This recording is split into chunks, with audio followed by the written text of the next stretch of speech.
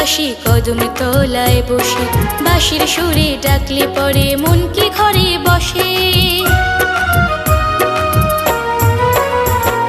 মাধব বাজায় মোহন বাঁশি কদম তলায় বসে, বাঁশির সুরে ডাকলে পরে মন কি ঘরে বসে। শুনলে বাঁশি ছুটে আসি মন মানে না, ভাল লাগে না সুখী ওগো ভাল